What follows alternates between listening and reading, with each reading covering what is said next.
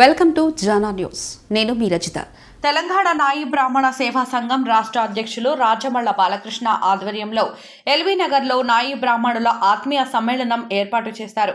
ఈ ఆత్మీయ సమ్మేళనానికి ముఖ్య అతిథులుగా మల్కాజ్గిరి పార్లమెంటు కాంగ్రెస్ పార్టీ అభ్యర్థి పట్నం సునీత మహేందర్ రెడ్డి, టీపీసీసీ ప్రచార committee chairman Madhu Yashki Goud, LB Nagar contested MLA Muddagouni Rammohan Goud, TPCC ప్రతినిధి జక్కిడి ప్రభాకర్ రెడ్డి ముఖ్య అతిథులుగా పాల్గొన్నారు. ఈ సందర్భంగా వారు మాట్లాడుతూ కాంగ్రెస్ ప్రభుత్వం నాయి బ్రాహ్మణులకు అండగా ఉంటుందని, వారి సమస్యలను పరిష్కరిస్తామని అన్నారు. నాయి బ్రాహ్మణులు హస్తం గుర్తుకు ఓటు వేసి పట్నం సునీత మహేందర్ రెడ్డిని గెలిపించాలని వారు విజ్ఞప్తి చేశారు. అనంతరం రాజమళ్ల బాలకృష్ణ మాట్లాడుతూ బీఆర్ఎస్ ప్రభుత్వంలో నాయి బ్రాహ్మణుల సమస్యలను అనేక సార్లు మంత్రుల దృష్టికి, అధికారుల దృష్టికి తీసుకుని వెళ్లిన వారు పట్టించుకోలేదని ఆవేదన వ్యక్తం చేశారు. నాయి బ్రాహ్మణులను కేసీఆర్ అన్ని విధాలుగా మోసం చేశారని అన్నారు. కేసీఆర్ కు తగిన బుద్ధి చెప్పాలనే తాము సీఎం రేవంత్ రెడ్డి సమక్షంలో కాంగ్రెస్ పార్టీలో చేరామని అన్నారు. నాయి బ్రాహ్మణుల సంపూర్ణ మద్దతు కాంగ్రెస్ పార్టీకే ఉంటుందని అన్నారు. ఈ కార్యక్రమంలో నాయకులు రమేష్, శ్రీనివాస్, రామాంజనేయులు, నరసింహారావు, చంద్రశేఖర్, మంగాలి కృష్ణుడు, దుబాయ్ నర్సింగ్, వెంకటేష్, జయసింహ, శ్రీనివాస్, బాలన్న తదితరులు పాల్గొన్నారు. రోజు ఎల్బీ నగర్ కు చాలా ప్రోగ్రామ్స్ అయినాయి. ఇక్కడ పాదయాత్ర పొద్దున అక్కడ డివిజన్ లో పాదయాత్రలు చేయడం జరిగింది. ఎక్కడ చూసినా చాలా మంచిగుంది. అందరు ప్రజలు రెస్పాండ్ అవుతున్నారు. చాలా రిసీవింగ్ బాగుంది. అందరం కాంగ్రెస్ కి వేస్తాం. ఈసారి కొత్తగా మేము వెయిట్ చేస్తున్నాం. ఈసారి కాంగ్రెస్ గెలిపించి మాకు స్కీమ్లని మేము ఇల్లులు కానీ ఏమన్నా కాంగ్రెస్ గెలిపిస్తేనే వస్తాయి అనేది వాళ్ళకి నమ్మకం కాబట్టి అందరూ కాంగ్రెస్ వైపే మొగ్గు చూపుతున్నారు.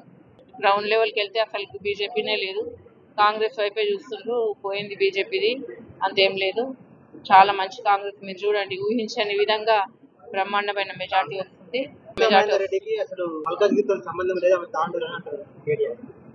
అదేం లేదండి, అసలు ఆయనకు అవగాహన ఉంది. అసలు ఫస్ట్ 2006 లో వచ్చిందే నేను జెడ్పీ చైర్పర్సన్ గా. ఇంకా వాళ్ళు కొత్తగా, మా రంగారెడ్డి డిస్టిక్ కి కేటీఆర్ కూడా కొత్తగానే, అందరు కొత్తగానే. నిజంగా చెప్పాలంటే మేము ఎప్పటి నుంచో ఉన్నాం.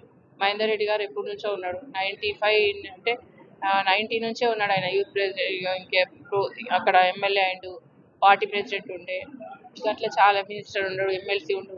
నేను 2006 నుంచి జెడ్పీ చైర్పర్సన్గా 2019 వరకు 10 ఇయర్స్ ఉన్నా. మళ్ళీ 2019 అంటే 18 ఇయర్స్, 3 ఇయర్స్ గ్యాప్ వచ్చిండే. 3 టర్మ్స్ జెడ్పీ చైర్పర్సన్ అంటే మామూలు విషయం కాదు.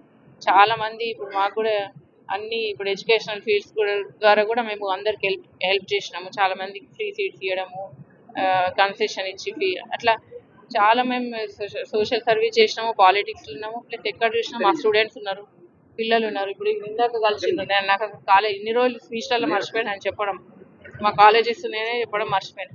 ఇందాక చూసి ఏంది మేడం ఇట్లా నేను మా లెక్చరర్ మా సన్ను మీ కాలేజ్ చదివిండు, చాలా హ్యాపీ గెలిపిస్తున్నందుకు, మీరు వచ్చినందుకు మేము 100% గెలిపిస్తున్నామని వాళ్ళు ఓన్గా స్వచ్ఛందంగా తిరిగి కాలేజ్ స్టూడెంట్స్ అందరు తిరిగి ఇప్పుడు వాళ్ళు కూడా మాకు సపోర్ట్ చేస్తున్నారు.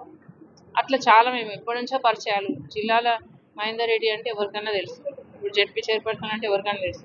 కాకపోతే నాకేంటంటే మల్కాజ్గిరి కాక కొత్త కంటోన్మెంట్, ఈ రెండు తప్ప అన్ని నియోజకవర్గాలు పాతాయే, అట్లేం లేదు. అవన్నీ రూమర్స్. మీరు చూడండి ఊహించని విధంగా మార్పు వస్తుంది.